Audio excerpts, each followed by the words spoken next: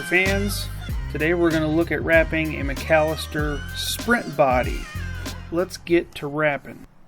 One thing to keep in mind when doing these McAllister Sprint car wraps is all of the molded panels have the clear paint mask film on them, which helps protect it from overspray if you're going to paint the body. So just make sure you peel all of that off before you actually wrap your body. Otherwise it will fall off and you'll get to do it all over again and try to actually peel the wrap off of that paint mask, which is not fun, and I have done it before. So don't be like me. Make sure you peel off your paint mask on all of the body before you do your wrap. The little side wings on the front, they're kind of hard to figure out which goes where. The pattern obviously has angles cut on it to let you know which side is which, but I try to install my wing wraps so that the cupping part is facing the right side of the car. So when the car is sliding from left to right, it actually scoops the air better. I believe that's how you're supposed to do it. That's how real sprint cars are made, but different people do them differently. So you'll notice here that the second panel has to get put on the inside part of the wing versus the other one goes on the outside.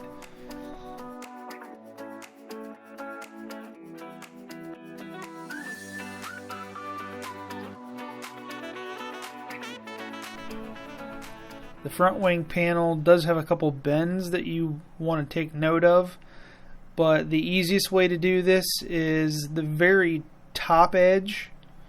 I guess the side that goes towards the back of the car. It does have a molded line on it, which is just on the back side of the little hump there. If you get that part lined up and try to pay attention to where the sides of the wrap are, it's sized to fit the panel really close. So as long as you get the two sides, the left and the right, straight and square, the rest of it should just wrap around where it needs to go. And you can see it wraps right around the front. And on the top of the wing, it just kind of stops right where the mold line is.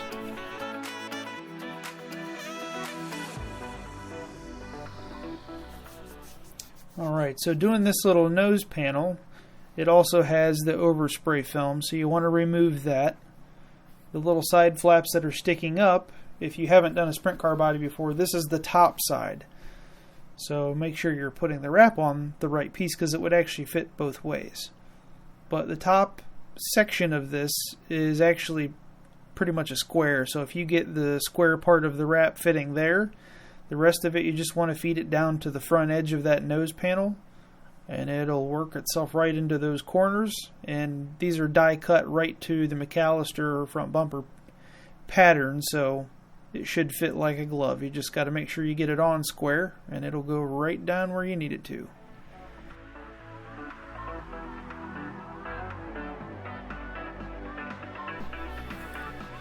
Make sure when you're getting ready to wrap the door panels that you know which is which. The side that has the little relief cut in it, that's the one that goes on the driver's side of the car. So the other one is obviously the other side. So since the pattern would fit both sides technically, that should help you figure out which way the wrap goes on. When you're doing the door panels, my recommendation is lay the wrap printed side down on a flat, smooth surface and try to lay the panel onto the wrap, because this way you can actually see where all the lines and the edges and corners are.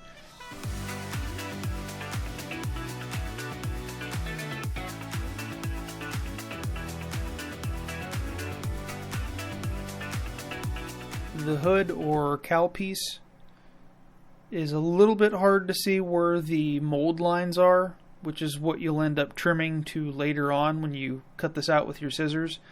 But there's a line on the front and a line on the back that shows you where the wrap should start and stop. But again, the wrap is going to be made towards a little bit bigger, a little bit wider than what it needs to be. To fit inside the CustomWorks cage, usually you end up trimming a little more off of the sides to fit down in around those side Nerf bars or the cage rails, whatever you want to call those.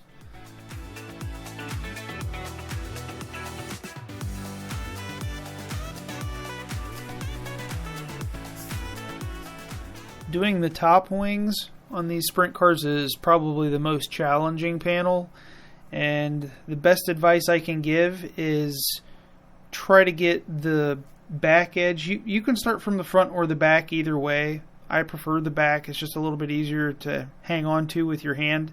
But if you get the back panel lined up on the cut line that's back there on the ridge, and just try to get the sides of it square, it should roll right down there. And on the front edge, usually where the nameplate goes, it should wrap around and below right about where your cut line is. But you can see what I tried to do here is get the flat sections in between these big ribs as flat as possible. And I don't try to super stretch around those ridges, because that's what we're going to use heat for later, which we'll demonstrate.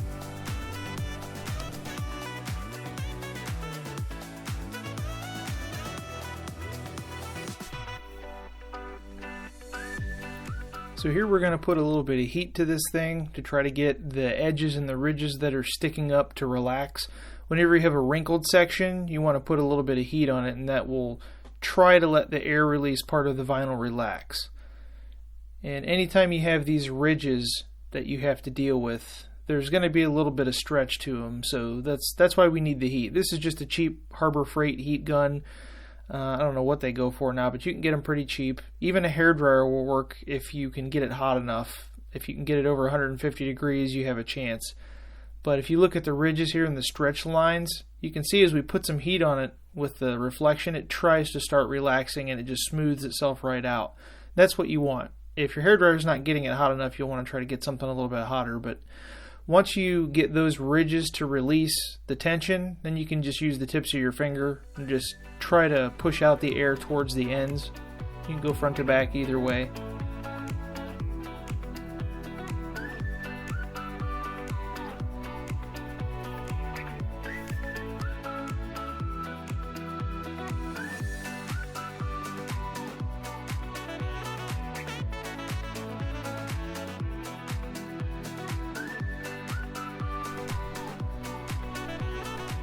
Okay, so when we are doing the top wing side panels, the wing flaps if you want to call them, they also have the clear overspray film on them. So again, make sure you get that off of there, or you get to do it again.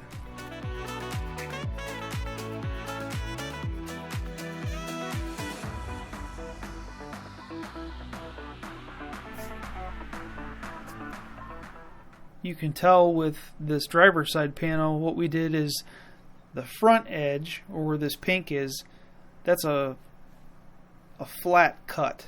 So that part does not wrap around. And I always recommend getting anything that's flat, try to, as we would call glassing, try to get that as flat as possible and work from the center out. The vinyl has the air release channel, so it wants to bleed the air. You just have to kind of work it from the center out. That's your best bet. Now, the way there are two angles on the back side of the wing, you can see as we're rolling this down around the edges with our finger, one of the issues you're going to run into is you're going to have to put a little relief cut in.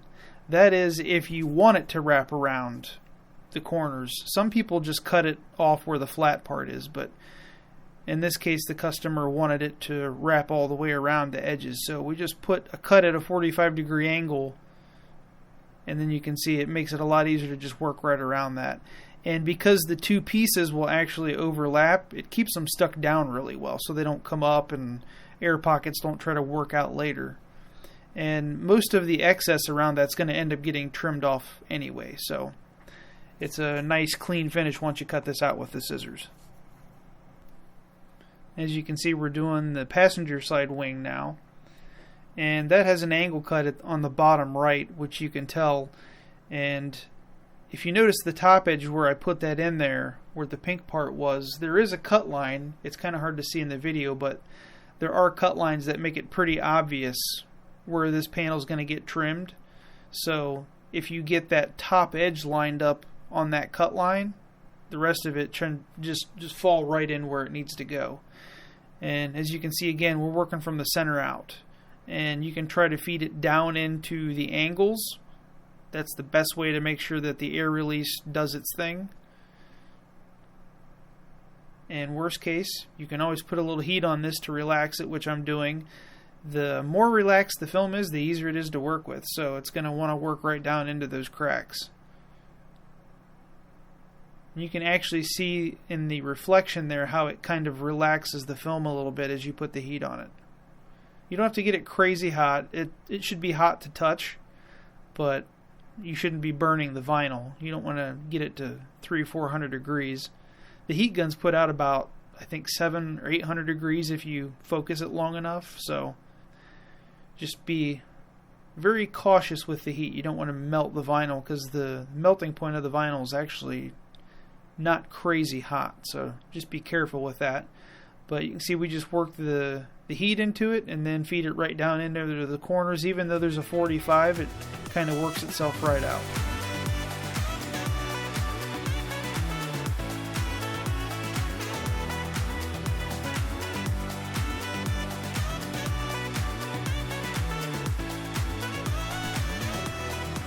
That wraps up another tutorial. Thanks for stopping by and checking out the channel. We hope the tips are helpful for you, and remember to subscribe and jingle my little bell so you get notified the next time we do a tutorial. Happy racing, kids!